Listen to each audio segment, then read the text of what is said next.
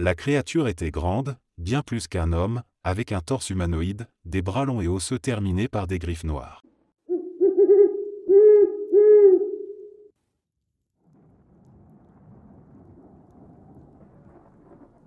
Après une année universitaire éprouvante, nous avions décidé de retourner dans ce coin reculé du nord du Michigan, là où nous avions déjà passé plusieurs étés à camper au bord d'un lac entouré de falaises et d'épaisses forêts. Cet endroit, isolé de tout, était notre refuge, un lieu parfait pour se déconnecter du monde, profiter de l'escalade et passer des nuits sous les étoiles, bercés par le crépitement du feu et le clapotis de l'eau contre les rochers. Les premiers jours s'étaient déroulés sans incident. Nous avions suivi notre routine habituelle, alternant entre les baignades dans l'eau glacée, les longues ascensions sur les parois rocheuses et les soirées à rire autour du feu, bercées par le silence oppressant de la forêt. Ce silence, d'ailleurs, nous avait toujours semblé apaisant. Il nous enveloppait, coupant toute connexion avec la civilisation. Mais cette année-là, il avait une lourdeur inhabituelle, comme s'il cachait quelque chose que nous n'étions pas censés voir.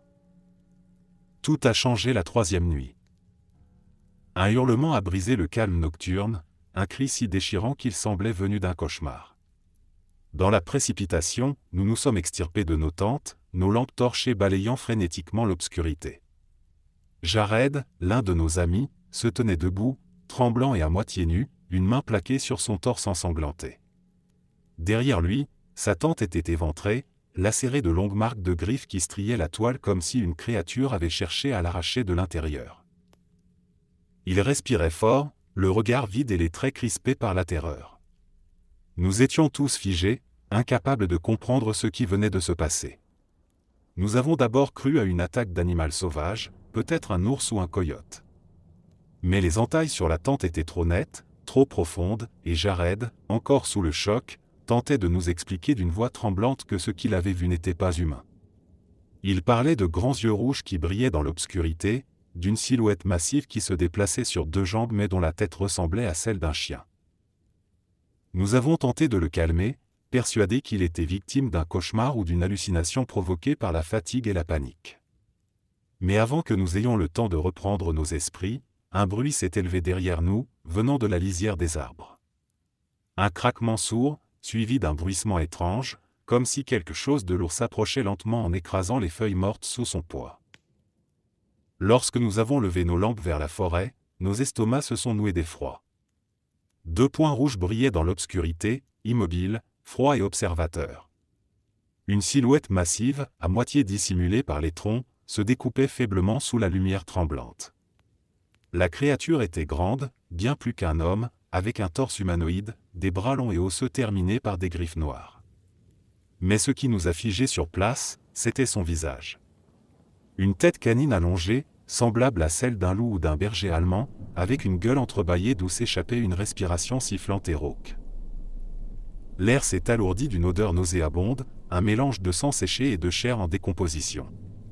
Aucun de nous ne bougeait, paralysé par l'horreur de ce que nous avions sous les yeux. Puis, d'un mouvement soudain et fluide, la créature a avancé d'un pas, brisant une branche sous son poids, et un grondement sourd est monté de sa gorge. Ce son guttural, primal, a suffi à briser notre immobilité. La panique s'est emparée du groupe. Nous avons détalé dans toutes les directions, fuyant à l'aveugle dans l'obscurité. Je ne savais pas où couraient les autres, je ne pensais qu'à mettre le plus de distance possible entre moi et cette chose. Mes pieds s'enfonçaient dans le sol meuble, glissant sur les racines et les pierres, mais l'adrénaline me poussait en avant, m'empêchant de sentir la douleur des éraflures. Derrière moi, j'entendais encore les branches se briser, le souffle rauque de la créature qui nous traquait, et les échos de mes amis qui hurlaient dans la nuit. Je ne sais pas combien de temps j'ai couru, mais lorsque je me suis arrêté, j'étais au bord du lac. L'eau noire s'étendait devant moi, immobile, reflétant la lueur pâle de la lune. La forêt derrière moi était plongée dans une obscurité insondable. Plus un bruit, plus un cri, plus une branche qui craque. La créature avait disparu. Je suis resté là, le souffle court, écoutant le silence pesant qui avait repris ses droits. Ce silence, d'ordinaire réconfortant, me paraissait à présent plus oppressant encore que la présence de cette chose. J'ai attendu que l'eau pointe à l'horizon avant d'oser retourner au campement. Lorsque j'ai retrouvé mes amis, nous étions tous épuisés, traumatisés, mais vivants. Jared avait perdu beaucoup de sang, mais ses blessures n'étaient pas mortelles. Aucun de nous ne voulait parler de ce que nous avions vu. Nous avons rassemblé nos affaires en silence, sans échanger le moindre mot, et avons quitté les lieux en laissant derrière nous les tentes éventrées et les cendres éparpillées de notre dernier feu de camp. Nous n'y sommes jamais retournés.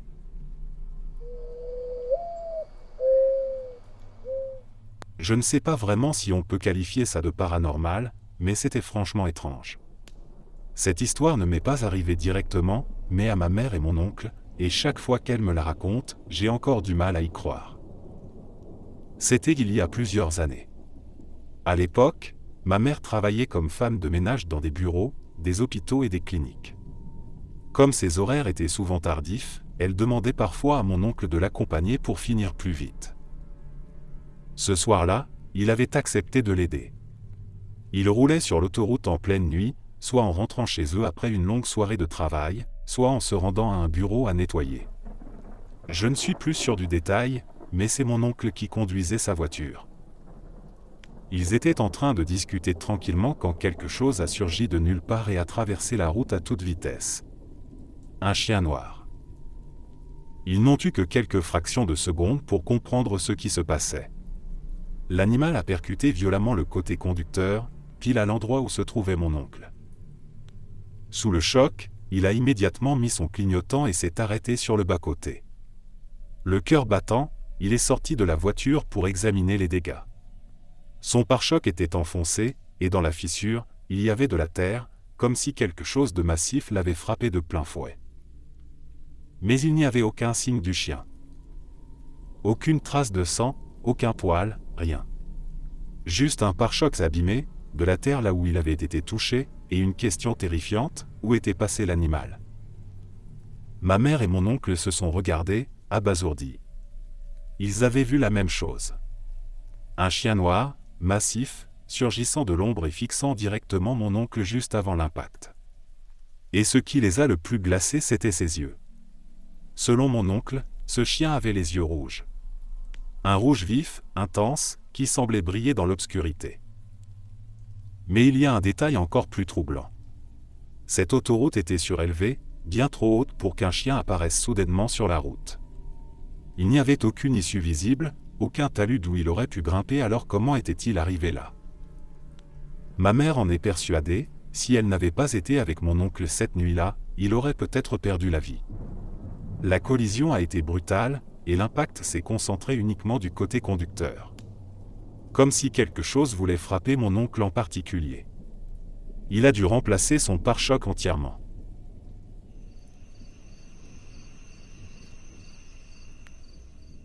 Il y a 23 ans, je ne croyais en rien de surnaturel et je n'avais jamais entendu parler du Dogman. À cette époque, j'aimais chasser le sanglier dans les coins les plus reculés du Grand Marais d'Ismail, tout au sud, là où il se termine dans l'Albemarle Sound, en Caroline du Nord. Ce jour-là, j'avais mis mon bateau à l'eau depuis la maison d'un ami, situé à environ une demi-heure de navigation du point où je suis entré dans le marais. C'était fin novembre, il faisait froid, le ciel était couvert et la nuit tombait tôt, vers 17 heures. Quand j'ai amarré mon bateau et commencé à marcher, il devait être midi. Les premières heures ont été plutôt calmes.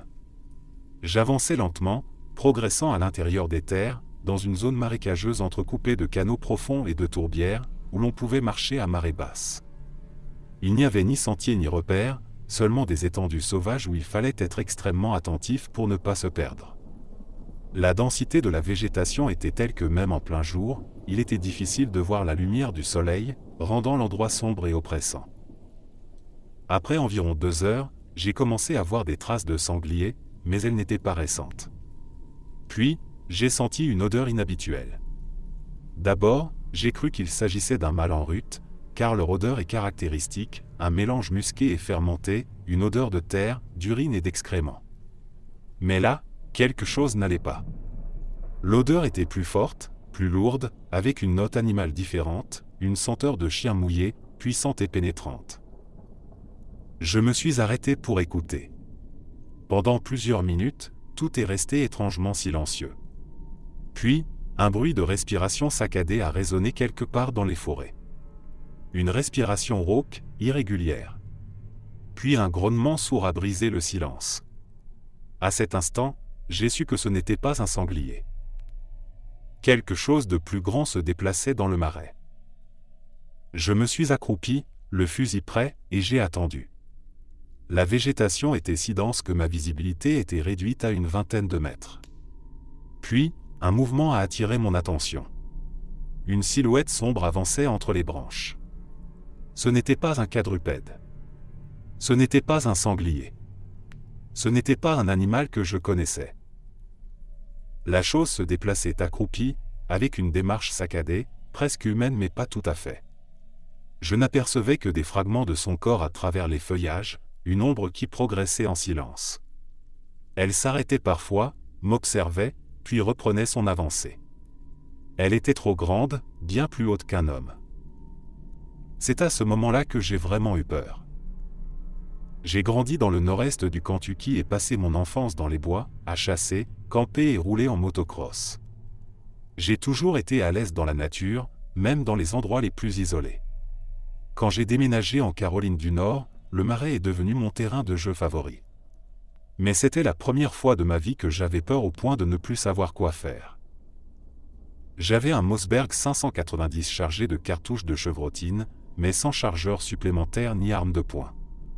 Il y avait une baïonnette sur le fusil, alors je l'ai fixé instinctivement, me préparant à ce qui allait suivre.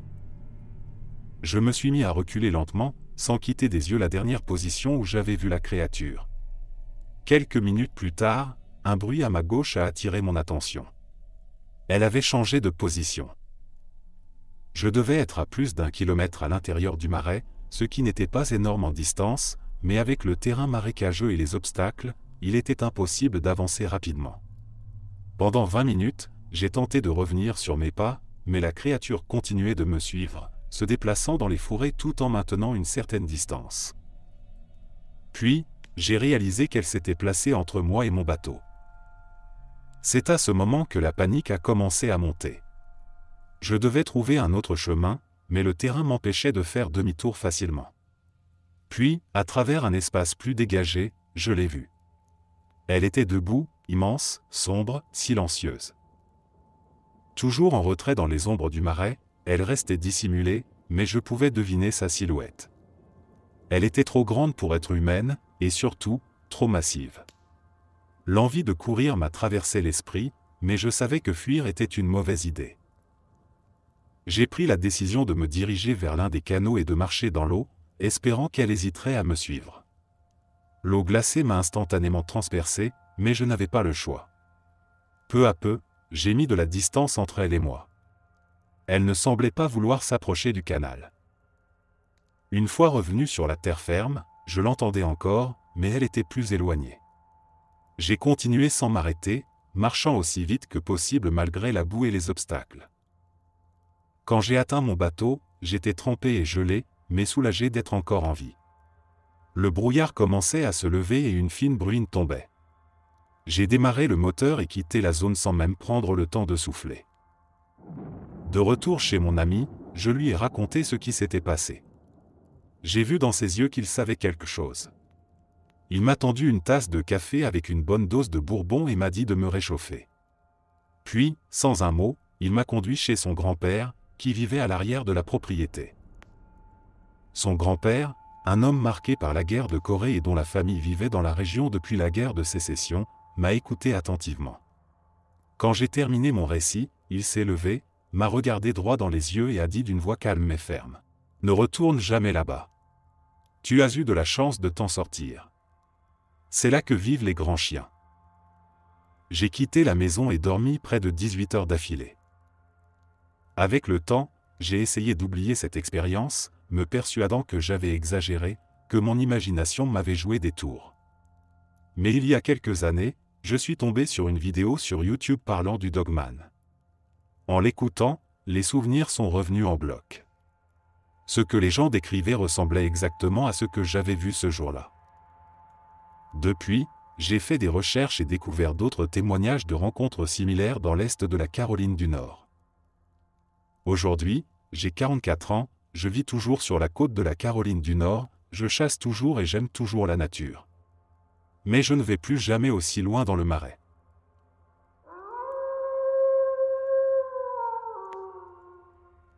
Hier, j'ai décidé de passer un moment avec ma copine dans une maison de repos, loin du tumulte de la ville.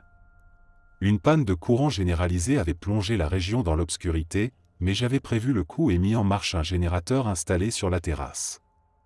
Tout se passait bien jusqu'à ce que je décide de l'éteindre, environ 45 minutes avant le retour de l'électricité, pour économiser du carburant. Alors que je montais sur la terrasse, j'ai remarqué quelque chose d'étrange.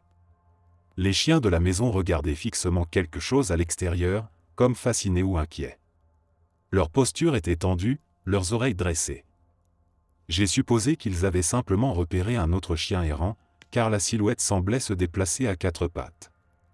Mais ce qui m'a interpellé, c'est qu'un autre chien, à l'extérieur de la propriété, l'a également vu et s'est immédiatement mis à aboyer furieusement. Malgré l'obscurité ambiante, j'ai continué à fixer cette silhouette. Elle se mouvait bizarrement, d'une manière qui me semblait presque désarticulée, comme si elle était hésitante ou consciente d'être observée. L'aboiement agressif du chien extérieur a semblé déclencher une réaction soudaine.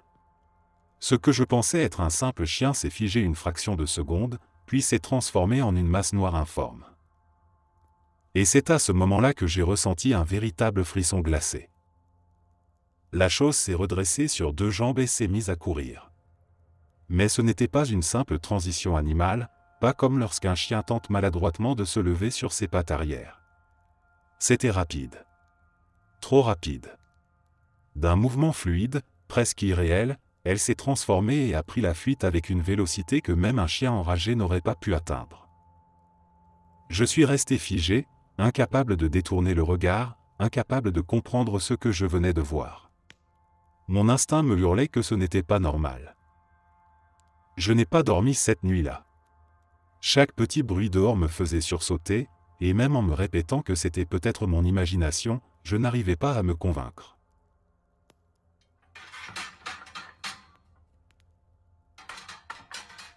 Je comprends parfaitement qu'il puisse y avoir une explication toute simple à ce qui s'est passé, et honnêtement, ce serait plutôt rassurant. J'avais environ 7 ans à l'époque. Ma mère nous avait conduits à 1 heure de route de chez nous pour rendre visite à ma tante et à mon oncle, qui vivaient dans une petite ville appelée Sandbach, en Angleterre. Personnellement, j'ai toujours ressenti une étrange impression en arrivant là-bas. C'était une ville trop parfaite, presque artificielle, comme un décor qui sonne faux. Peut-être que cette sensation est liée à ce qui m'est arrivé ce jour-là. Ce voyage était particulier pour moi, car mon père était décédé quelques mois plus tôt, et c'était la première vraie sortie en dehors de la maison depuis sa mort. J'étais avec ma sœur, Lara, qui avait 9 ans à l'époque, et notre mère.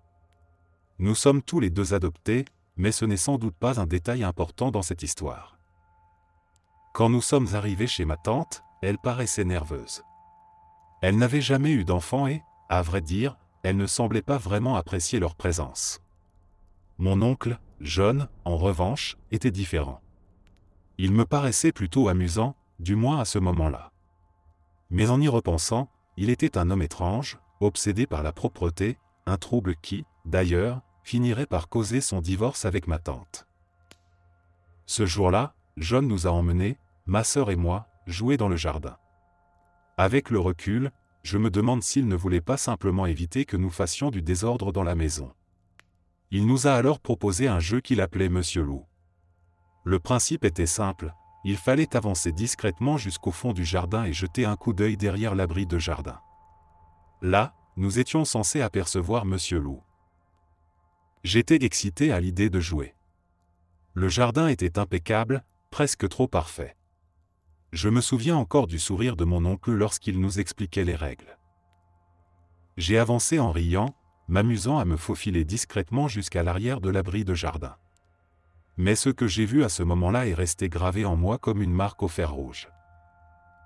Derrière l'abri, debout contre la paroi, se trouvait un énorme loup, enfin, quelque chose qui ressemblait à un loup, mais qui n'en était pas un.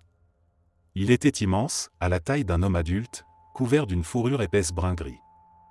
Son museau était long et effilé, et ses yeux jaunes brillaient d'un éclat malsain. Il me fixait, impassible. Son pelage était sale, emmêlé, et une queue épaisse et négligée traînait derrière lui. J'étais paralysé par la peur. Impossible de bouger, impossible de crier. Je n'ai aucune idée d'où était ma sœur à ce moment-là. Peut-être attendait-elle son tour dans le jardin. Et puis, l'être a levé une main, oui, une main, pas une patte couverte de poils. Il a posé un doigt griffu sur son museau et m'a fait un signe de silence. À cet instant, j'ai remarqué ses dents. Il m'a souri. Un sourire effrayant, révélant de longues canines qui semblaient ne pas en finir. Je me suis mis à courir de toutes mes forces vers la maison. Mon oncle avait disparu du jardin. En pleurs, j'ai raconté tout ce que j'avais vu à ma mère et l'ai supplié de venir voir par elle-même. Elle a vérifié derrière l'abri, mais il n'y avait plus rien. Mon oncle était réapparu et m'a simplement dit que c'était un jeu, que Monsieur Loup n'existait pas. Puis, comme s'il voulait brouiller les pistes, il a changé de version et ajouté que Monsieur Loup avait peut-être simplement regagné la forêt. Je sais que l'imagination des enfants est fertile. Mais je sais aussi ce que j'ai vu ce jour-là, et ce n'était pas une illusion. J'étais terrorisé au point de ne plus vouloir rester dans cette maison. Lara et moi avons insisté pour aller jouer dans le parc juste en face, de l'autre côté de la route. Nous ne voulions plus mettre un pied dans ce jardin. Quelques mois plus tard, ma tante et mon oncle nous ont rendu une visite rare. John a proposé un jeu, celui qui rangerait le plus rapidement et proprement notre chambre gagnerait. Avec le recul, je me rends compte que cela correspondait parfaitement à son obsession du rangement. Mais ce qui m'a le plus marqué, c'est qu'à un moment, il m'a demandé si je voulais chercher Monsieur Loup dans mon propre jardin. Je n'ai aucun souvenir de ma réponse. Mon esprit fait d'un blocage total sur la suite de cette journée, comme si mon cerveau avait effacé ce moment. Un détail sans importance, mais qui m'a toujours marqué, ce jour-là, il m'a renvoyé dans ma chambre sous prétexte que je n'avais pas ramassé un jouet.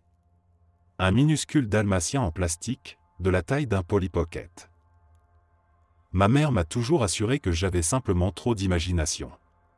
Mais Lara se souvient aussi du loup. Elle m'a dit qu'elle l'avait vu lorsqu'elle était allée derrière l'abri, et qu'il l'avait terrifiée. Elle n'a plus jamais voulu retourner chez notre tante après ça. Ma tante, elle, a à peine réagi quand nous en avons parlé. Comme si cela n'avait aucune importance. Et pourtant, aujourd'hui encore, chaque fois que je repense à cette scène, j'ai un profond malaise. Ce souvenir ne s'estompe pas, et l'image du loup est toujours aussi nette dans mon esprit. L'été dernier, alors que la chaleur commençait à s'installer, ma mère et moi nous rendions chez ma grand-mère pour un week-end.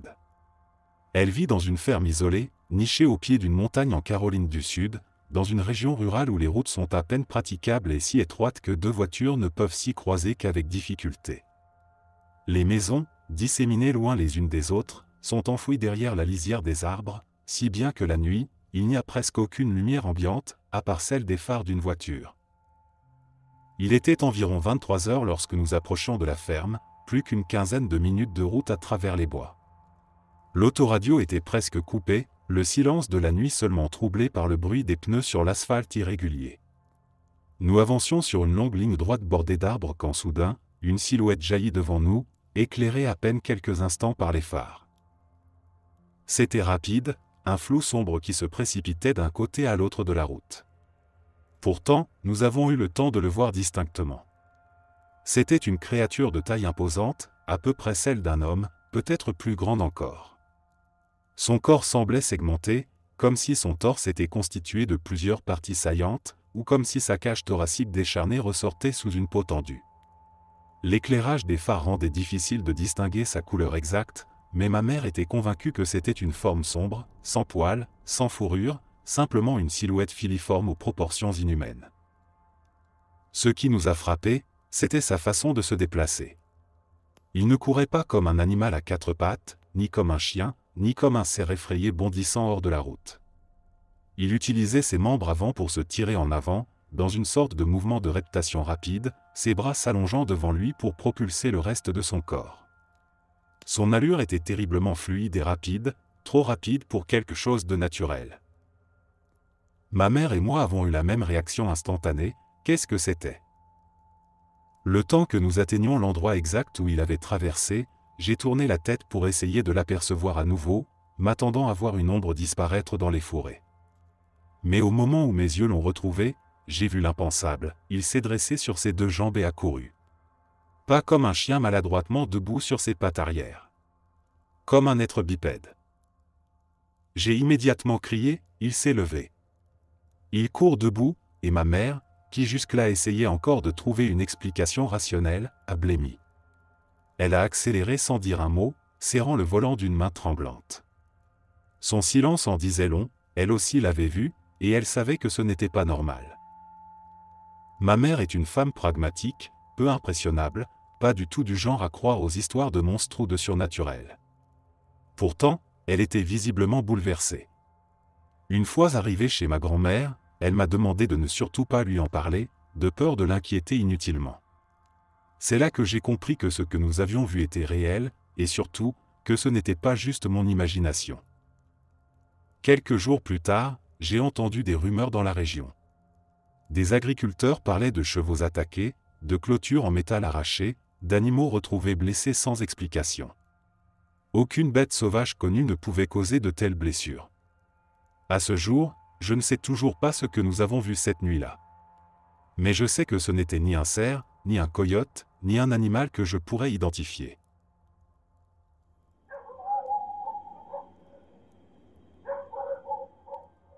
Cette histoire remonte à mon enfance, quand j'avais environ 7 ans.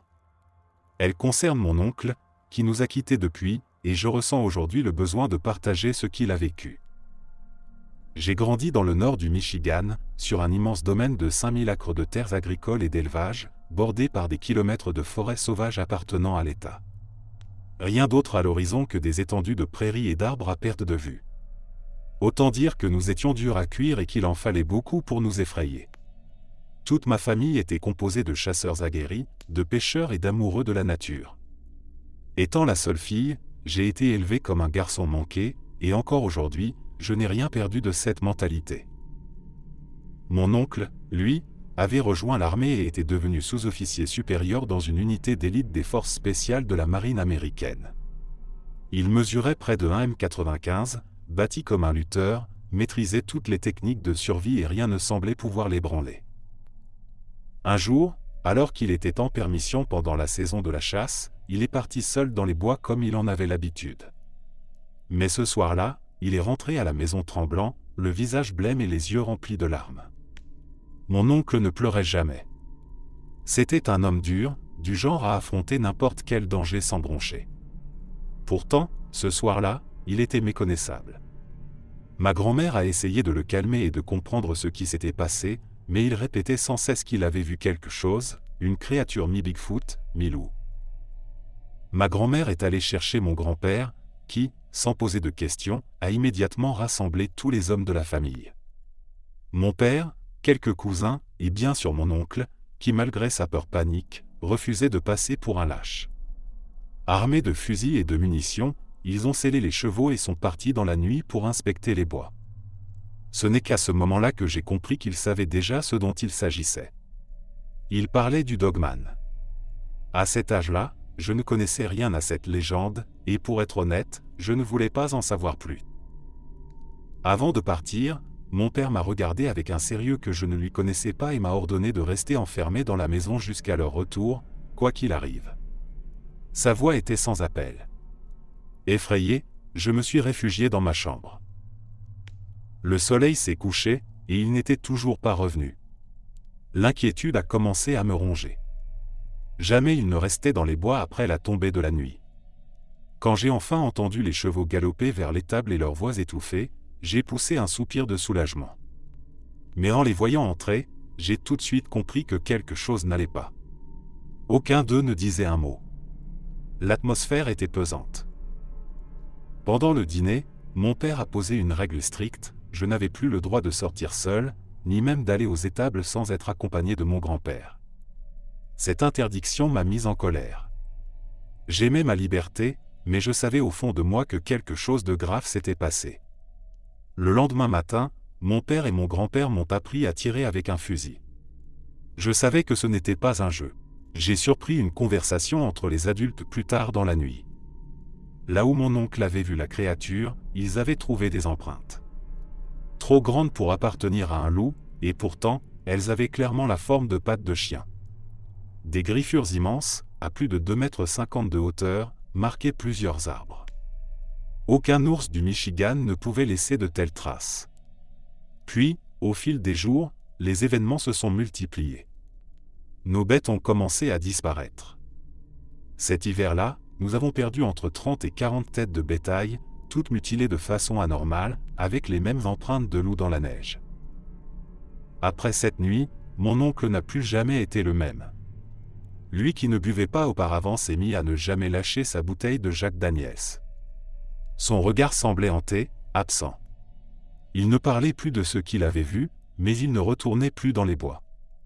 Il a arrêté la chasse, a espacé ses visites à la maison, jusqu'à ne plus revenir du tout. Même pour l'enterrement de mon père, il n'est pas venu.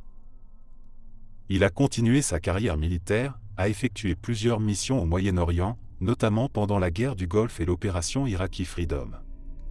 Mais quelque chose en lui s'était brisé bien avant. Il a fini par mettre fin à ses jours. Je suis convaincu que ce qu'il a vu cette nuit-là l'a détruit. Ce n'est pas la guerre qui l'a brisé. C'est quelque chose qu'il a rencontré dans ces bois. Et ça l'a poursuivi jusqu'à la fin.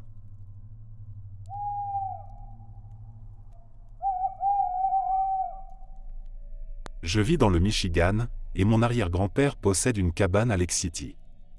J'y allais chaque été jusqu'au décès de ma grand-mère.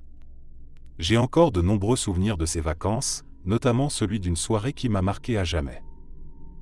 Quand j'étais enfant, j'adorais partir à la tombée de la nuit pour observer les cerfs dans le champ de maïs des voisins.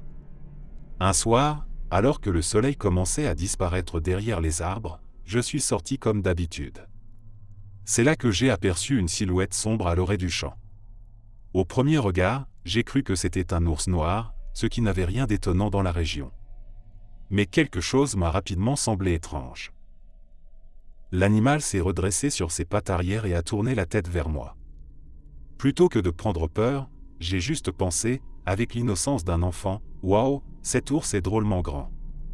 Mais en l'observant mieux, j'ai remarqué que son allure n'avait rien d'un ours. Il s'est mis à trotter, mais d'une manière différente, à la fois souple et fluide, se déplaçant légèrement en diagonale vers moi. C'est à ce moment-là que mon cœur s'est serré. Ce n'était pas un ours. Il ressemblait bien plus à un loup ou à un chien, mais beaucoup plus grand, et sa démarche n'avait rien de naturel. Sans attendre, j'ai fait demi-tour et suis retourné à la cabane en descendant la colline par le chemin de terre. En arrivant, j'ai raconté ce que j'avais vu à mon arrière-grand-père. Il m'a écouté attentivement, mais il s'est contenté de me dire que je ne pouvais plus sortir après le dîner, pas même pour aller chez mon ami qui vivait juste à côté. Je ne comprenais pas pourquoi il était aussi strict, mais j'ai obéi. Ce n'est que l'été dernier, alors que nous regardions ensemble un film d'horreur sur les loups-garous, qu'il m'a enfin révélé la vérité. Ce que j'avais vu ce soir-là n'était pas un ours, ni un simple animal sauvage. C'était un dogman.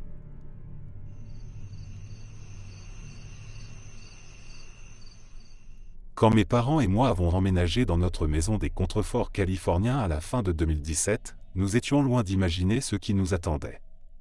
Avant nous, la maison était restée inoccupée pendant plus d'1 an, une bâtisse solitaire entourée de nature.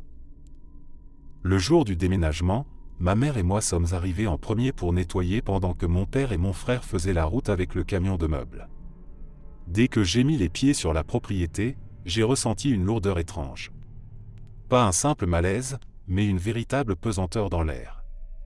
J'ai essayé de me raisonner, de me dire que c'était juste l'adaptation à un nouvel endroit, mais cette sensation ne me quittait pas, surtout dehors. Nous avons commencé à balayer et à dépoussiérer, et c'est là que j'ai remarqué un détail troublant, une fine poudre blanche longeait toutes les plinthes, les rebords des fenêtres et les encadrements de portes. Intrigué, j'ai alerté ma mère qui m'a simplement dit de balayer et de ne pas m'en inquiéter. Mais plus j'en nettoyais, plus j'étais sûr de ce que c'était, du sel. Et en grande quantité. J'ai mis ça sur le compte de la superstition des anciens occupants et j'ai essayé d'oublier. Après tout, ce n'était que du sel. Une fois bien installés, les choses ont commencé à devenir plus étranges. D'abord, il y a eu les coups frappés aux fenêtres. Des petits coups secs, comme si quelqu'un tapait avec ses jointures. Ils étaient toujours rapides, toujours imprévisibles. Impossible de deviner d'où ils venaient exactement. À chaque fois que nous nous retournions, il n'y avait rien. Quand nous sortions voir dehors, le silence total, pas une âme à proximité. Puis nos chiens ont changé de comportement. De nature calme et douce, ils sont devenus agités dès qu'ils mettaient une patte dehors. Le poil hérissé, grognant dans l'obscurité, fixant quelque chose que nous ne pouvions pas voir. Ensuite, nous avons commencé à trouver des carcasses d'animaux. Toujours des petites bêtes, rats, crapauds, chauves-souris, jusqu'au jour où nous avons trouvé un raton laveur éventré. Ce qui était terrifiant, c'était la précision des mutilations, une seule coupure nette, de la poitrine jusqu'au bas du ventre. Pas une trace de sang. Pas d'organes. Comme si quelque chose les avait vidés de l'intérieur. C'est à ce moment-là que mon frère a commencé à voir quelque chose rôder autour de sa chambre. Il veillait tard, jouant en ligne avec ses amis, et plusieurs fois il m'a réveillé en pleine nuit, tremblant de peur. Il m'a raconté qu'il entendait des pas lourds sur deux jambes se déplacer lentement sous sa fenêtre, s'arrêtant parfois juste en dessous. Chaque fois qu'il tournait la tête, il entendait la chose s'éloigner rapidement. À chaque fois, les lumières extérieures s'allumaient, détectant un mouvement dans la nuit, mais il n'a jamais rien vu. On aurait pu s'arrêter là, dire que tout ça n'était qu'un cumul d'événements étranges, des coïncidences troublantes, mais puis il y a eu les coups sur les murs. Ce n'était plus juste des petits bruits. C'étaient des coups violents, puissants, comme si quelque chose de gigantesque frappait de toutes ses forces. Le bruit résonnait dans toute la maison, venant de plusieurs endroits à la fois. Les murs vibraient, les cadres tombaient. À chaque fois, mon père prenait son fusil et faisait le tour du terrain. Il n'a jamais trouvé quoi que ce soit. Pas de traces, pas de signe d'intrusion. Cela a duré 6 mois. 6 mois à vivre avec la peur, 6 mois à sursauter au moindre bruit. 6 mois à essayer de trouver une explication rationnelle à des événements qui n'en avaient pas. Puis un jour, tout s'est arrêté. Plus de carcasses, plus de bruits angoissants. La maison semblait respirer à nouveau, même nos chiens se sont calmés. Nous avons enfin pu sortir sans avoir l'impression d'être épiés. Je ne sais toujours pas ce que c'était.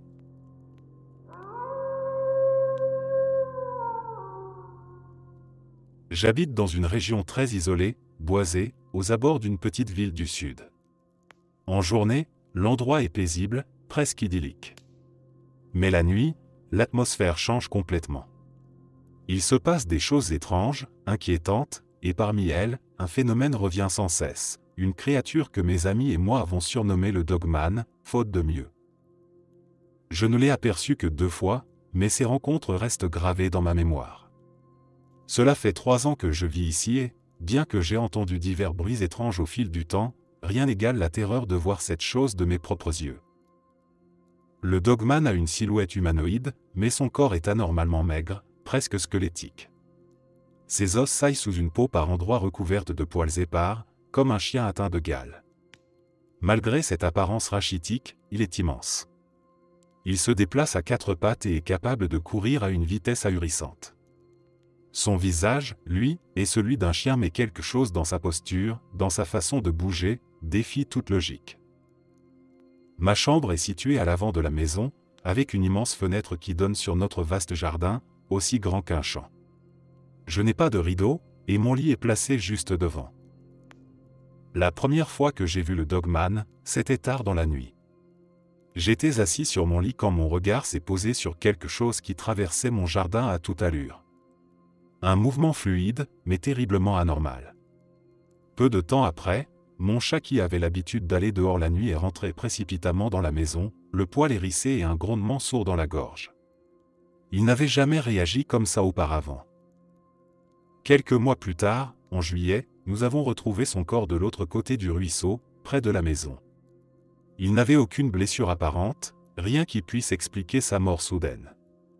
Il était jeune, en parfaite santé. Nous n'avons jamais su ce qui lui était arrivé. Ce soir, je l'ai vu à nouveau. J'étais assis sur le porche avec un ami, profitant du calme nocturne.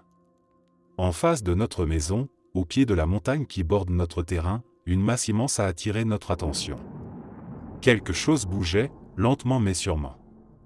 La forme était si imposante que nous n'arrivions pas à en distinguer les contours.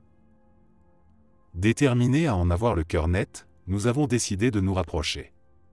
Mon ami est resté en arrière pour observer pendant que mon grand-père et moi avons pris la voiture pour nous rendre au pied de la montagne. Je ne voulais pas y aller seul. Arrivés à destination, nous avons stoppé la voiture devant ce que nous pensions être la silhouette d'une bête gigantesque. Pourtant, en nous rapprochant, nous avons réalisé qu'il ne s'agissait que d'un arbre. Un simple arbre, ou du moins, c'est ce que nous croyions. Le temps d'un battement de cœur, quelque chose a surgi de derrière le tronc et s'est rué dans les bois, sur notre droite. Un mouvement si rapide, si inhumain, qu'il était impossible de le confondre avec un animal ordinaire. Mon instinct me criait ce que ma raison refusait d'admettre, c'était lui, le Dogman. Je ne sais pas ce que cette créature est réellement, ni pourquoi elle rôde ici. Mais je sens, au plus profond de moi, qu'elle n'a rien de naturel. Si quelqu'un a la moindre idée de ce dont il s'agit, ou comment en apprendre plus à son sujet, je suis preneur. Parce que, pour l'instant, je ne peux qu'attendre, et espérer qu'il ne se rapproche pas encore plus.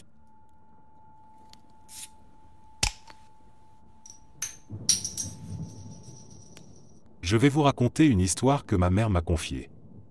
Que vous y croyez ou non, cela ne dépend que de vous. Depuis qu'elle était toute petite, ma mère avait une étrange sensation lorsqu'elle tentait de s'endormir. Chaque nuit, elle sentait quelqu'un s'asseoir sur son lit. Le matelas s'enfonçait sous un poids invisible, comme si une présence s'installait juste à côté d'elle.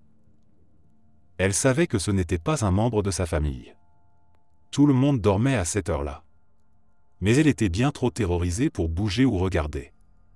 Alors, chaque fois, elle se recroquevillait sous les couvertures, fermait les yeux aussi fort que possible et attendait que cette sensation disparaisse. Un jour, elle en parla à son père. Il l'écouta attentivement avant de lui donner un conseil étrange. « Tu dois le regarder. Tant que tu ne l'affronteras pas, il ne partira pas. » Mais ma mère n'en avait pas le courage.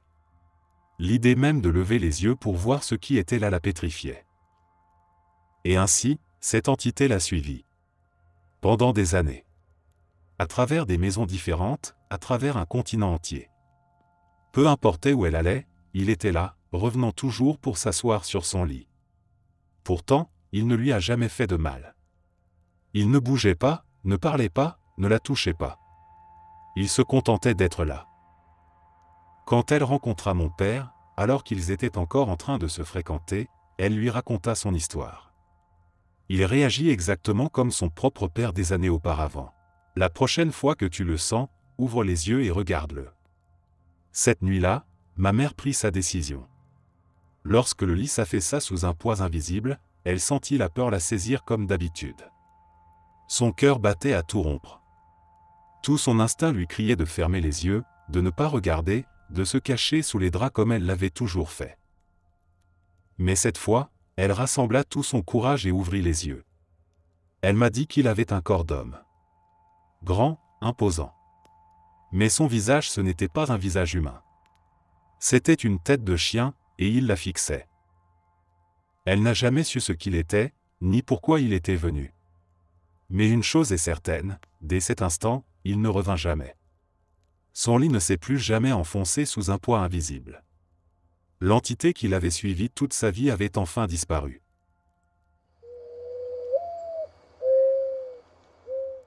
Ma mère a vécu de nombreuses expériences étranges et paranormales tout au long de sa vie.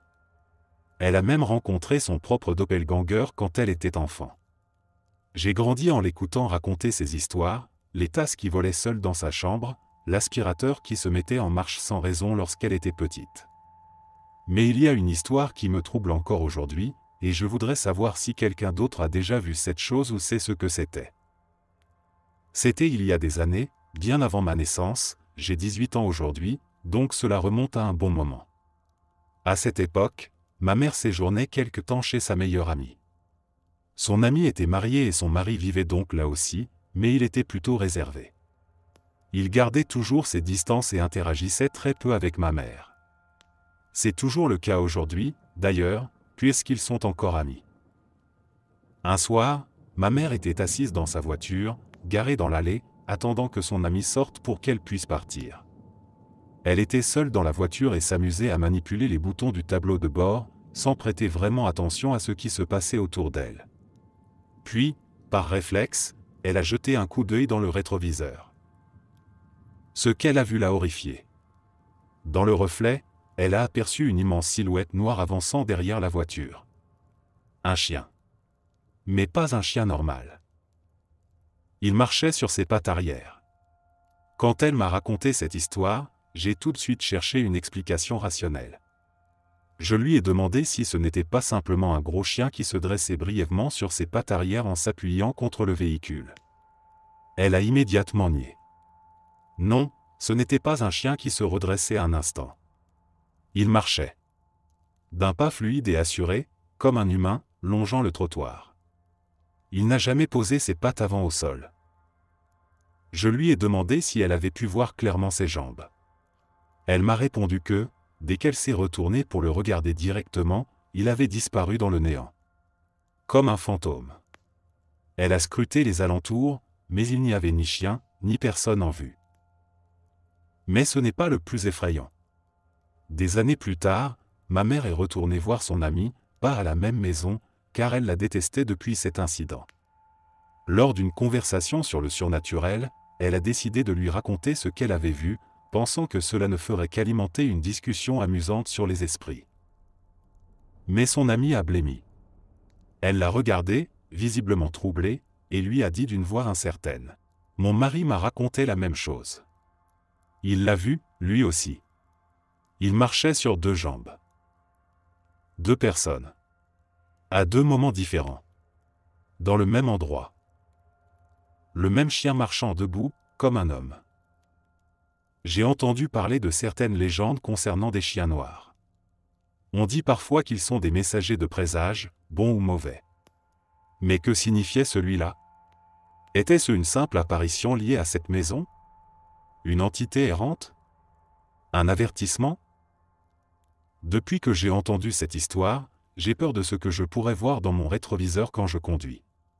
Je viens tout juste d'obtenir mon permis, et l'idée de voir ça derrière moi me glace le sang. Aujourd'hui, nos voitures sont équipées de caméras de recul. Je prie pour ne jamais y voir des jambes inhumaines avancer sur le trottoir.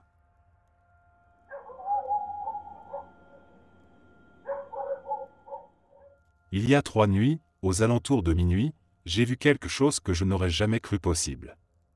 Une créature qui défie toute explication rationnelle. Je vis dans un quartier résidentiel, mais ma maison est en bordure d'une immense forêt. Ce n'est pas totalement rural, mais suffisamment proche des bois pour qu'on y ressente une présence différente la nuit. Tout a commencé de manière totalement banale.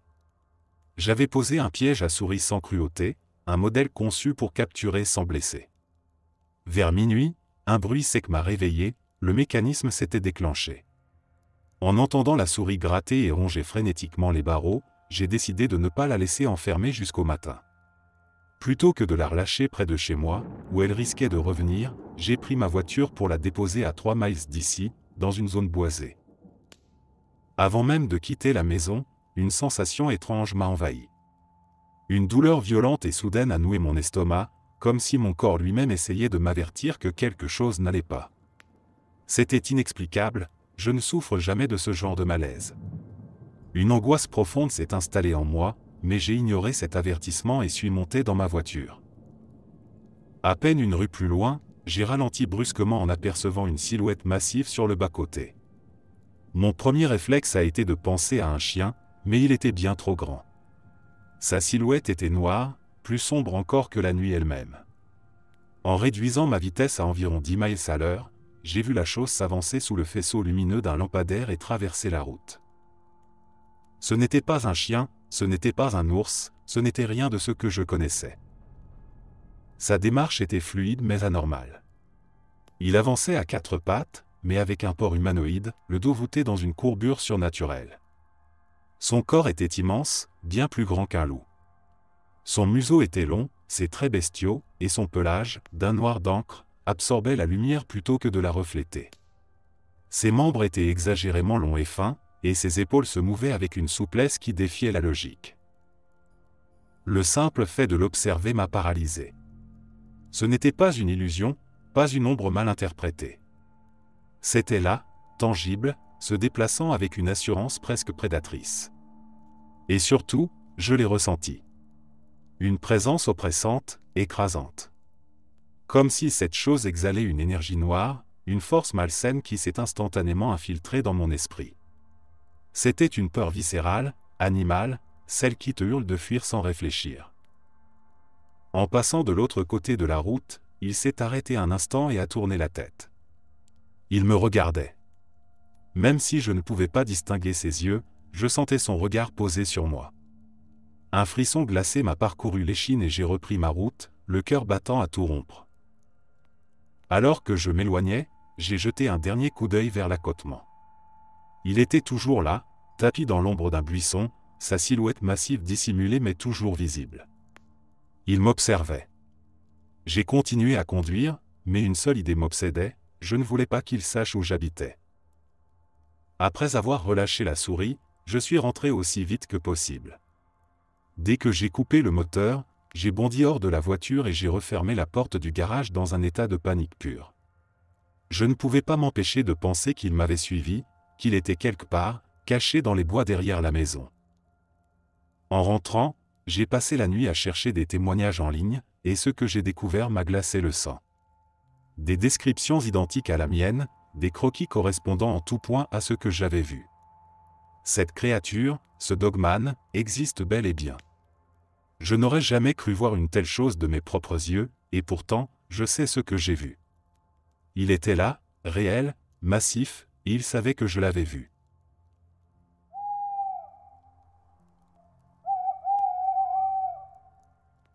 Lorsque j'étais en résidence, j'habitais à proximité de l'hôpital, ce qui me permettait d'y aller et d'en revenir à pied pour mes gardes. Une nuit, après une longue et épuisante journée, j'ai enfin terminé mon service vers 2 heures du matin. Comme d'habitude, j'ai pris le chemin habituel pour rentrer chez moi. C'était en plein cœur d'une ville assez grande, en zone urbaine, et bien que l'heure soit tardive, il y avait presque toujours un minimum d'activité nocturne, quelques voitures passant au loin, quelques piétons errant dans la nuit. Mais pas cette fois. Ce soir-là, tout était étrangement silencieux. Aucune voiture, aucun passant. Pas un bruit, même l'air semblait immobile, figé dans une atmosphère pesante. C'est alors que je l'ai vu. Là, sur mon chemin, à quelques dizaines de mètres devant moi, une silhouette massive se tenait en travers de la route. Un chien, mais pas un chien ordinaire. Un monstre. Il était immense, bien plus grand qu'un dog allemand, mais sa silhouette était étrange, disproportionnée, comme si elle défiait les règles habituelles de l'anatomie canine. Son pelage était noir comme l'ombre, et malgré la faible lumière des réverbères, il semblait absorber la clarté au lieu de la refléter. Je me suis figé sur place. Puis, prudemment, j'ai avancé d'un pas. Il a grondé. Un grondement grave, profond, qui résonnait dans l'air trop calme. Instinctivement, j'ai stoppé net. Mon cœur battait plus fort. Ce chien, ou quoi que ce soit, ne voulait pas que je continue dans cette direction. Lentement, j'ai reculé. Dès que j'ai bougé en arrière, il s'est tu, se contentant de me fixer. J'ai tenté une autre approche, essayant de faire un large détour pour éviter d'entrer dans son territoire. Mais dès que j'ai pris cette initiative, il a de nouveau grogné. Il ne me laissait pas passer. Le malaise s'est transformé en peur pure. Je n'avais plus le choix. Incapable de poursuivre mon chemin, je me suis retourné et j'ai commencé à rebrousser route vers l'hôpital. Après quelques pas, j'ai jeté un regard derrière moi. Il avait disparu d'un seul coup, sans bruit. Sans la moindre trace. Il n'y avait nulle part où un animal de cette taille aurait pu se cacher aussi vite. L'endroit était dégagé, aucun bâtiment, aucun buisson, aucun recoin sombre où il aurait pu s'éclipser en un instant. J'ai accéléré le pas et suis retourné directement à l'hôpital, le souffle court, encore sous le choc. Là, j'ai raconté l'histoire à l'agent de police en poste, qui a accepté de me raccompagner en voiture. Nous avons roulé lentement jusqu'à mon immeuble. Le chien avait disparu. Plus aucune trace de lui sur la route, comme s'il n'avait jamais existé. Cela fait maintenant 5 ans que cette nuit a eu lieu. Pourtant, l'image de cet immense chien noir et de son regard perçant ne m'a jamais quitté. Le plus troublant, c'est que je n'ai jamais eu l'impression qu'il voulait m'attaquer. J'étais pétrifié, mais au fond de moi, une certitude inexplicable me hantait. Il ne voulait pas me blesser. Il voulait m'empêcher d'aller plus loin. Et si ce chien m'avait protégé de quelque chose d'encore pire?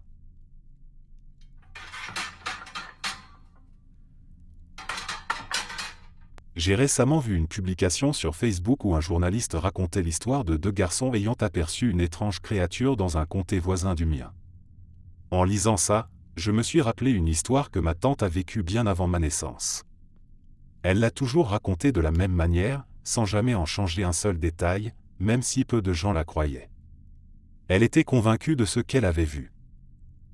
Un soir, elle roulait en voiture avec son petit ami. Alors qu'ils approchaient d'un passage à niveau, une silhouette gigantesque est apparue sur le bord de la route. Une créature d'environ 8 pieds de haut, immobile, qui semblait les attendre.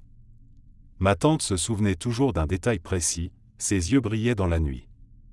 Ce qui l'avait le plus troublé, c'est qu'au moment où il passait à sa hauteur, elle avait eu l'impression qu'il souriait légèrement, comme s'il était conscient de leur présence et s'amusait de leur frayeur. Pourtant, il n'a pas bougé, ne les a pas poursuivis, n'a rien tenté. Il s'est contenté de les regarder s'éloigner. Elle l'a toujours décrit comme ressemblant au loup-garou du film Van Helsing. À l'époque, elle n'était pas encore mariée avec mon oncle, mais cette expérience a peut-être joué un rôle dans leur rapprochement. Lui aussi avait vécu quelque chose d'étrange lorsqu'il était enfant. Il grandissait dans une petite communauté rurale de moins de 200 habitants. Un soir, alors qu'il rentrait seul chez lui, il a vu une créature semblable à celle que ma tante décrira des années plus tard. Une silhouette gigantesque, effrayante, qui l'a pétrifié sur place. Poussé par la peur, il s'est mis à courir aussi vite qu'il le pouvait, traversant la nuit sans jamais oser se retourner.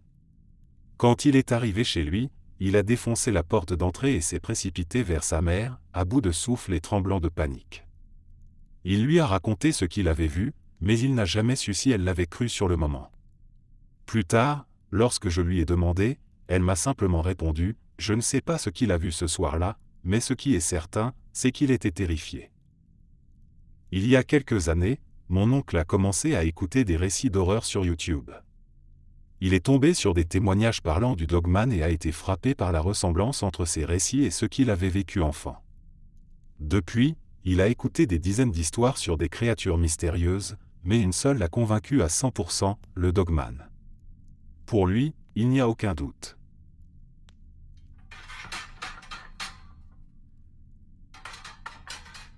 Cela s'est passé il y a quelques années à Manchester, au Royaume-Uni. À l'époque, je vivais au nord de la ville, à Bury, et je travaillais de nuit à l'aéroport. Il m'arrivait souvent de partir très tôt le matin, aux heures les plus sombres, et comme c'était l'hiver, il faisait encore nuit noire lorsque j'ai quitté la maison vers 2 heures du matin. Ce soir-là, en raison de travaux sur l'autoroute, j'ai été contraint de prendre un détour par Worsley, puis de longer Eck avant de passer près du grand centre commercial Trafford Centre.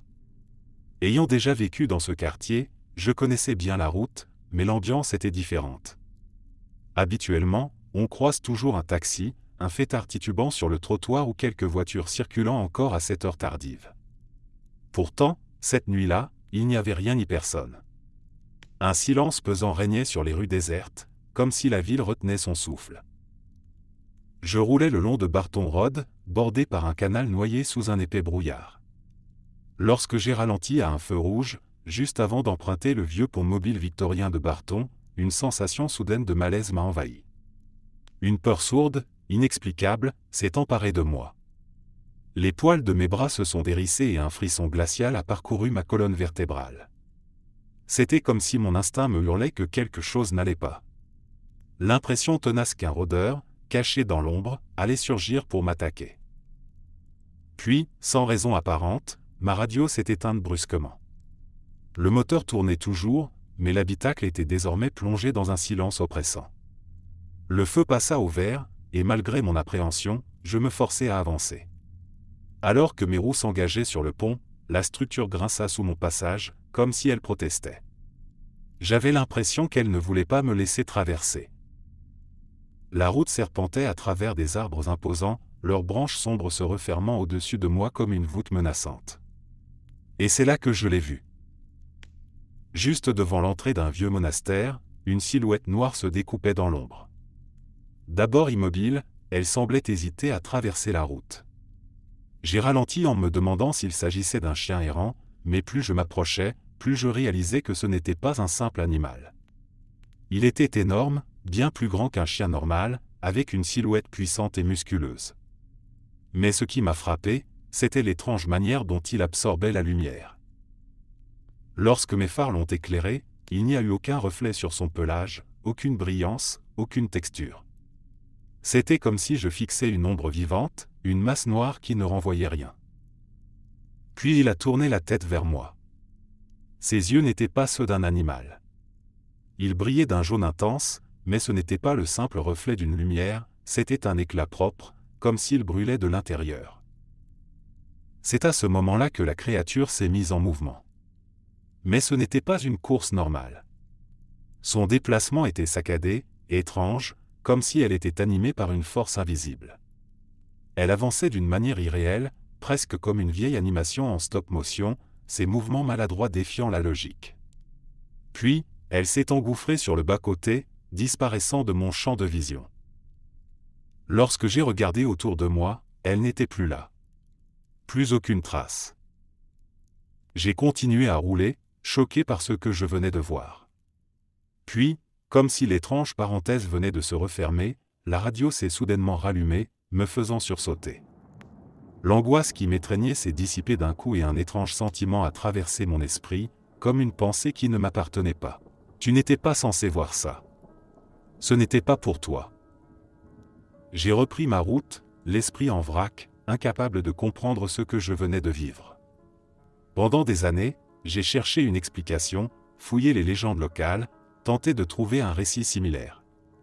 Certains parlent du Manchester Shug, un chien fantomatique sans tête, mais ce n'est pas ce que j'ai vu.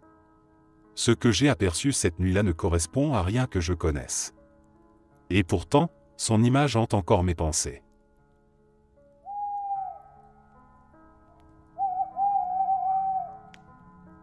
Je tiens à préciser avant tout que je viens tout juste de rentrer chez moi, et que ce que je vais raconter vient réellement de se produire. Je n'ai jamais vécu d'expérience paranormale auparavant et j'ai toujours essayé d'aborder ce genre de choses avec un esprit critique. Mon partenaire et moi avons l'habitude de faire des randonnées de nuit dans un parc local. C'est un parc historique en Pennsylvanie, qui s'étend sur plus de 3500 acres, traversant les frontières du Maryland et du Delaware. L'un des sentiers permet d'ailleurs de passer par ces trois États. La majeure partie du parc est composée de forêts denses, traversées par un ruisseau. En général, nous nous garons près d'une vieille église entourée d'un cimetière datant de la guerre d'indépendance.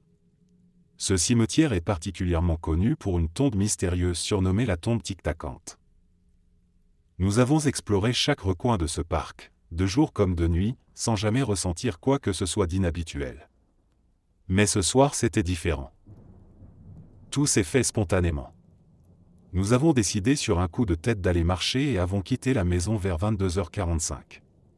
Cette fois, j'ai pris la route en terre qui mène à notre emplacement habituel, plutôt que de faire un détour d'1 kilomètre pour emprunter la route pavée.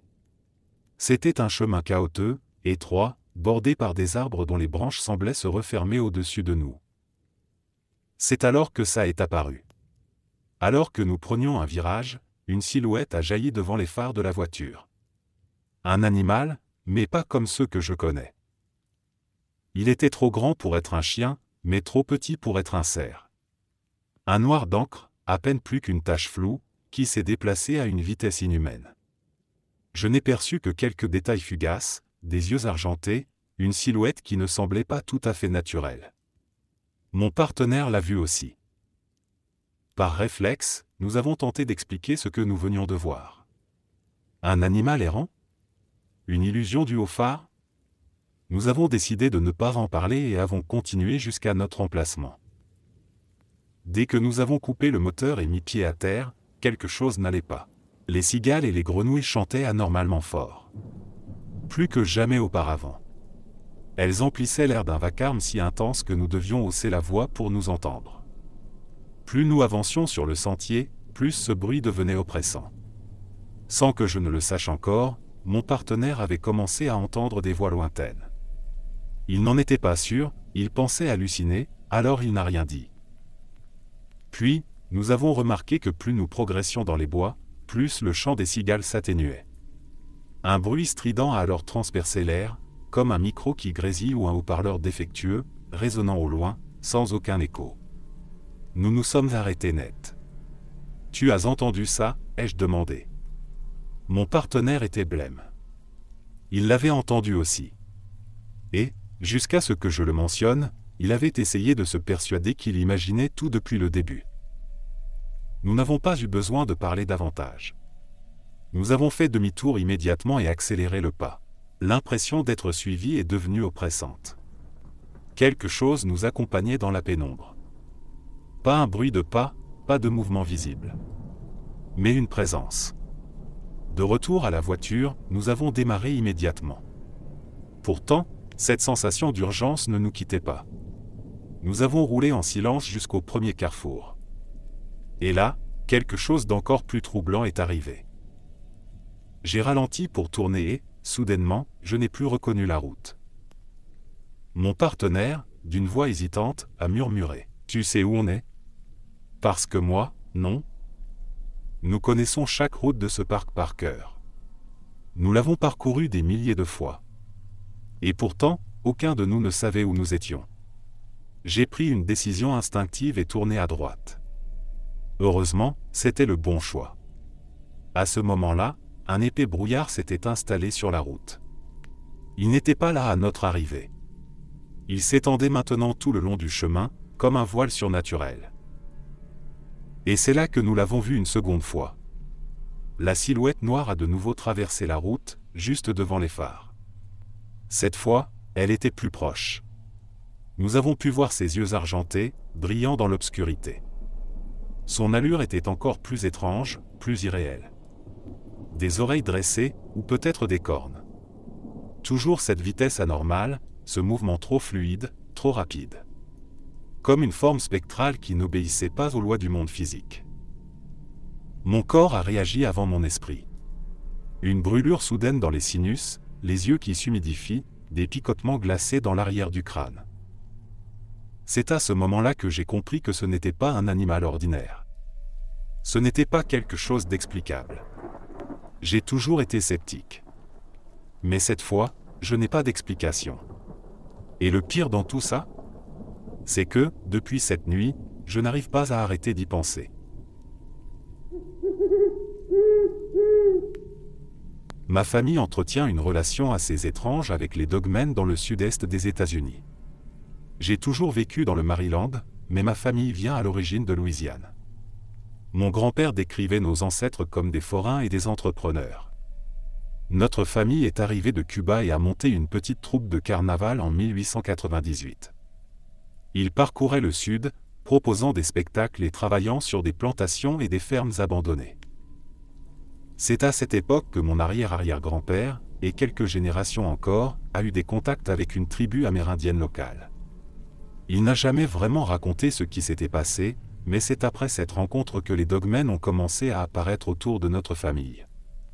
Mon grand-père disait qu'à l'époque où il voyageait encore avec le carnaval, ces créatures rôdaient autour de leur campement la nuit. Il a des tas d'histoires à ce sujet, mais il souffre maintenant de démence, donc difficile de savoir où s'arrête la vérité et où commence l'embellissement des souvenirs. Mon père, quant à lui, a travaillé un temps dans l'installation de lignes téléphoniques. Une nuit, alors qu'il faisait de la maintenance sur Gambris Mountain, il descendait la route de la montagne quand il a aperçu 3 dogmen courant à la même vitesse que son camion, le fixant à travers les vitres. De mon côté, mes expériences sont un peu plus directes. Je chasse souvent dans les montagnes près de chez moi, et à chaque sortie, je finis par en voir un. En général, il reste à distance, marchant sur les berges de la rivière pour aller chercher de l'eau. Ils ne m'ont jamais attaqué, mais ils sont là. Toujours là. Je me demande pourquoi ils semblent suivre ma famille depuis si longtemps. Est-ce un simple hasard, ou y a-t-il quelque chose dans notre lignée qui les attire? J'ai entendu dire qu'ils pouvaient être agressifs s'ils se sentent menacés, mais je ne les ai jamais vus blesser qui que ce soit. Cela dit, je ne leur ferai pas confiance pour autant.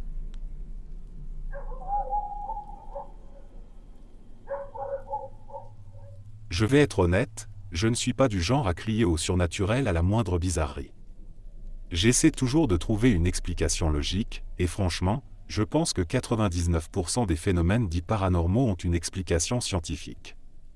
Mais ce que j'ai vécu ces derniers temps me laisse perplexe. Depuis environ un mois, j'aperçois furtivement ce que je ne peux décrire autrement qu'un grand chien noir. Ce qui me frustre, c'est que je ne l'ai jamais vu en entier, et à chaque fois, c'est dans des circonstances qui permettent une explication rationnelle. Pourtant, ça revient. Toujours sous la même forme. La première fois, je travaillais en fermeture au boulot. Normalement, on est deux, mais mon collègue était malade, donc j'étais épuisé. En lavant la vaisselle, j'ai vu du coin de l'œil quelque chose de noir passer. Juste une fraction de seconde. Ça ressemblait à l'arrière-train d'un chien, des épaules jusqu'à la queue, mais sans la tête ni les pattes, ces dernières étaient cachées par le comptoir. Ça a disparu derrière un mur. J'ai vérifié immédiatement, mais bien sûr, il n'y avait rien. La deuxième fois, c'était encore en fermeture, encore au même endroit, et cette fois j'étais encore plus crevé, en manque de sommeil. Mais là, j'ai vu plus de détails, une oreille rabattue vers l'avant. Cette fois, en plus de l'apercevoir, j'ai entendu quelque chose. Un tabouret a bougé. Je ne l'ai pas vu se déplacer, mais j'ai entendu le bruit, et quand j'ai regardé, il était légèrement décalé. Maintenant, est-ce que j'ai simplement oublié de le remettre en place après un client? Possible. Mais le bruit était net, distinct. J'aurais mis ça sur le compte de l'épuisement si ce n'était que ça. Mais cette nuit-là, en plein sommeil, j'ai été réveillé par un aboiement sec et unique. Encore une fois, je peux rationaliser ça. J'ai peut-être rêvé, ou alors un chien dehors a aboyé et mon cerveau, encore embrumé de sommeil, a exagéré le son. Rien de fou. Mais ce qui me perturbe, c'est la répétition. Pourquoi toujours un chien? J'ai essayé de chercher des histoires similaires, mais tout ce que j'ai trouvé parle du dogman, et ça ressemble plus à une créature cryptide qu'à une apparition fantomatique. Pourtant, est-ce que les esprits peuvent apparaître sous la forme d'animaux? Parce que d'habitude, on parle plutôt de fantômes humains, pas d'un grand chien noir qui rôde dans un restaurant et se manifeste uniquement à moi. Pour les sceptiques, est-ce qu'une hallucination liée à la fatigue peut être cohérente dans le temps? Je veux dire, si c'était un simple délire d'épuisement, pourquoi ce serait toujours un chien? Pas une ombre indistincte, pas une silhouette humaine, mais toujours la même forme avec plus de détails à chaque fois. Je préférerais avoir une explication claire plutôt que rester dans l'incertitude. Alors si quelqu'un a déjà vécu un truc similaire ou a une explication rationnelle, je suis preneur.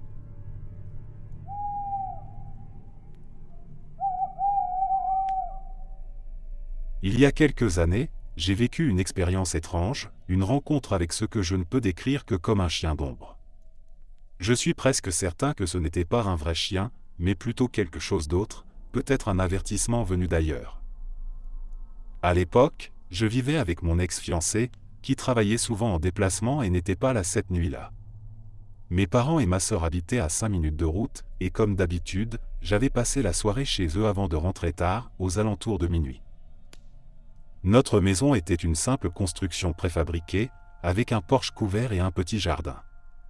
Située un peu en retrait de la route, elle faisait partie d'une petite communauté tranquille au bord d'un lac, majoritairement habitée par des retraités.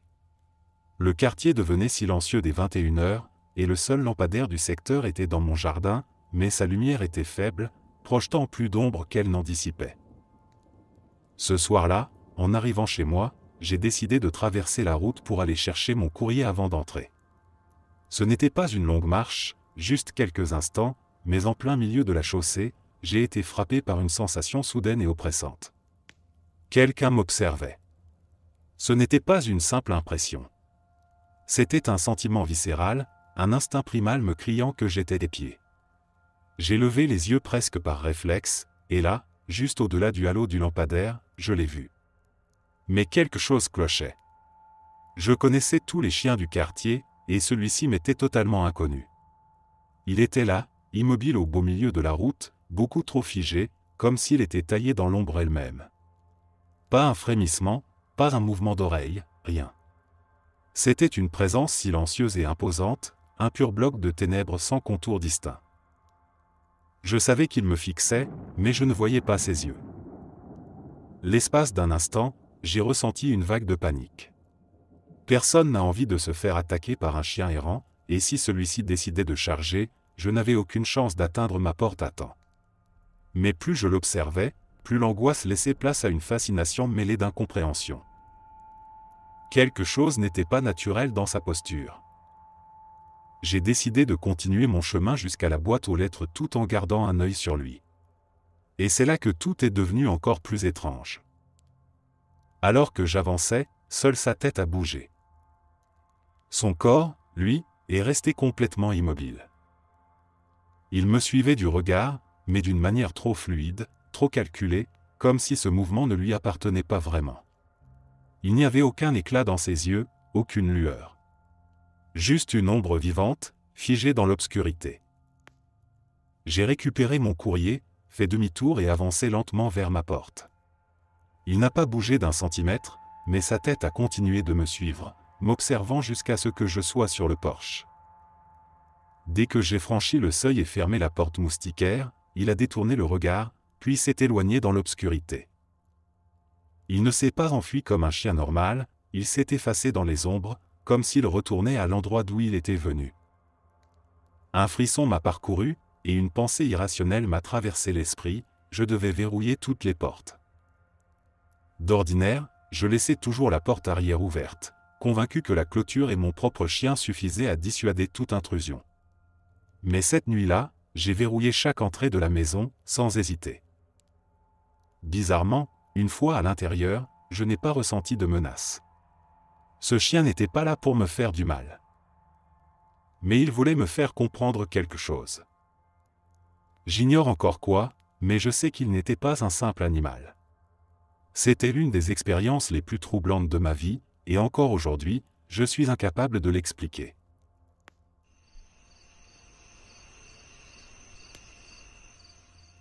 Lorsque nous avons décidé d'emménager dans la maison d'enfance de mon mari, nous étions pleins d'enthousiasme. Une grande maison familiale, pleine de souvenirs, dans un quartier calme où il avait grandi. Pour lui, c'était comme un retour aux sources, un endroit chargé de nostalgie où il se voyait bien élever notre fille de 3 ans. Tout semblait parfait. Dès les premières semaines, nous nous sommes rapidement installés dans notre nouvelle routine. La maison était spacieuse et confortable, et malgré son âge, elle était bien entretenue. Je n'ai jamais ressenti d'atmosphère pesante ni de frissons inexplicables, comme cela peut arriver dans certaines vieilles bâtisses. Tout était normal. Jusqu'à ce que notre fille commence à parler du grand loup. Au début, nous n'y avons pas prêté attention. À son âge, l'imaginaire est débordant, et les enfants inventent toutes sortes d'amis imaginaires ou de créatures inspirées des histoires qu'ils entendent. Mais peu à peu, ces descriptions ont commencé à nous troubler. Elle parlait d'un loup debout, grand, qui restait dans l'ombre de la porte de sa chambre. Elle disait qu'il ne lui parlait pas, ne bougeait presque pas, mais qu'il était là, à la regarder. Un soir, alors que nous étions dans le salon, elle a soudainement arrêté de jouer et a regardé vers le couloir avec de grands yeux inquiets. Elle a pointé du doigt la porte de sa chambre et a murmuré « Le loup est là ». Nous nous sommes immédiatement levés pour aller voir, mais évidemment, il n'y avait rien. Notre fille semblait nerveuse, mais pas terrifiée, comme si elle s'était habituée à cette présence silencieuse. C'est à ce moment-là que mon mari a blêmi. Il m'a pris à part et m'a dit d'une voix troublée, « Je crois qu'elle voit la même chose que moi quand j'étais enfant. » J'ai frissonné. Des années plus tôt, bien avant que nous ayons un enfant, il m'avait raconté une étrange expérience qu'il avait vécue ici. Il se souvenait qu'étant petit, une silhouette lui apparaissait la nuit, toujours au même endroit, dans l'encadrement de sa porte. C'était une forme massive, sombre, avec une tête de loup et des yeux profonds. Il n'avait jamais su si c'était un cauchemar, une illusion d'enfant ou quelque chose de plus inquiétant, mais au fil des années, les apparitions avaient fini par s'estomper jusqu'à disparaître complètement à l'adolescence. Ce qui me glace le sang, c'est qu'il ne l'a jamais raconté à notre fille.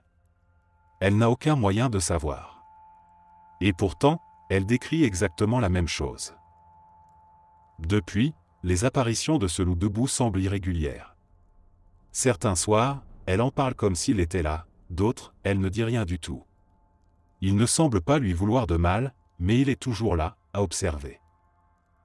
Je ne sais pas quoi en penser. Il n'y a pas de bruit étrange dans la maison, pas d'objet déplacé, rien qui indique une présence physique. Juste cette sensation persistante qu'il y a quelque chose d'invisible pour nous, mais parfaitement perceptible aux yeux de notre fille. Sommes-nous en train d'assister à une simple coïncidence, une peur enfantine inexplicable? Ou bien cette maison abrite-t-elle un visiteur qui ne se montre qu'aux plus jeunes, avant de disparaître avec l'âge?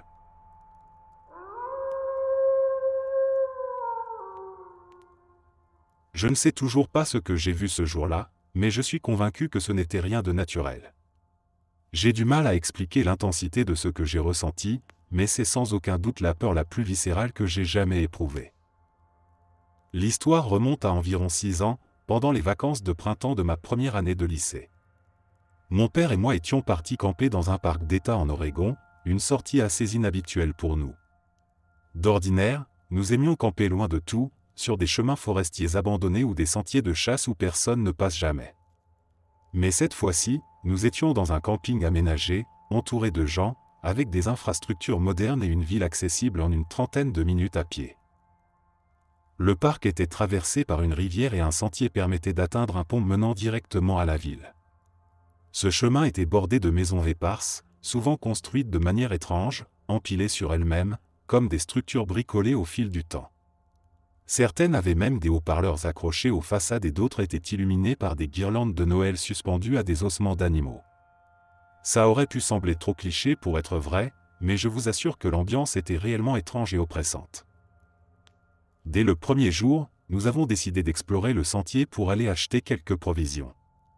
En marchant, nous sommes tombés sur une clairière où se trouvait une grande propriété entourée d'une clôture en bois. Au centre de l'enceinte, il y avait une table de pique-nique et, tout autour, plusieurs conteneurs maritimes, ceux en métal utilisés pour le transport international. L'endroit était bruyant, rempli d'animaux, des chèvres, un cheval, des poules, un coq, quelques cochons et 2 pitbulls. L'un d'eux traînait ses pattes arrière comme s'il était paralysé. Il nous a aboyé dessus en rampant vers la clôture, nous observant fixement. L'image de ce chien handicapé restera gravée dans ma mémoire. Nous avons continué notre chemin, fait nos courses, puis sommes rentrés au camping sans incident. Le lendemain, en réalisant que nous avions oublié quelques bricoles, nous avons décidé de refaire le trajet. Mais cette fois, tout était différent.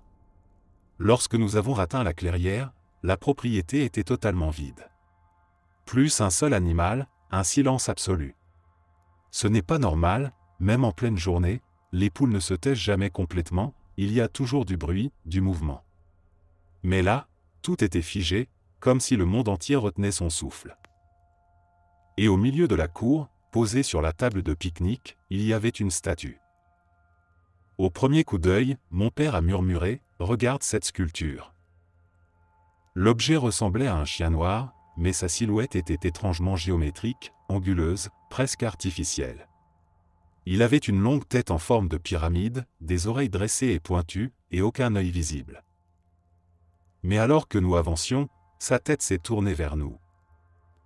D'un mouvement fluide, trop fluide, comme s'il ne s'agissait pas d'un être vivant mais d'une créature faite d'ombre et d'énergie.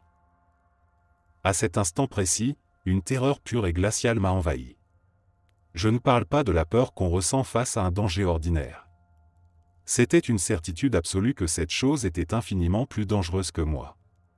Comme un cerf comprenant soudain qu'il est observé par un puma caché dans les forêts. Nous avons continué à marcher, feignant l'indifférence, mais nous le regardions du coin de l'œil. Il nous suivait. Sa tête nous traquait à chaque pas, et nous avions cette impression irrationnelle que si nous le regardions trop longtemps, il comprendrait que nous avions remarqué qu'il n'était pas normal. Nous avons continué jusqu'à la ville, nos voix à peine audibles, comme si nous étions pris dans une sorte de transe. Mais lorsque nous sommes revenus, tous les animaux étaient revenus.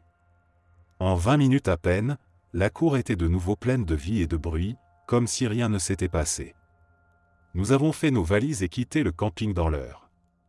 Je ne pouvais pas concevoir passer une autre nuit dans cet endroit, pas après ce que nous avions vu. J'ai passé des semaines à chercher des explications. J'ai entendu parler de démons, d'esprits malveillants, d'extraterrestres, et même d'hypothèses plus rationnelles comme un ours noir ou un simple chien errant. Mais rien ne correspondait à cette chose. Rien ne correspondait à la façon dont elle m'a fait me sentir. Depuis, je n'ai jamais rien vécu de similaire. Mais cette sensation de terreur absolue, elle, ne m'a jamais quitté. Merci d'être resté jusqu'à la fin. N'oubliez pas d'aimer la vidéo, de vous abonner et de partager vos propres histoires en commentaire. On se retrouve demain à la même heure devant ce feu.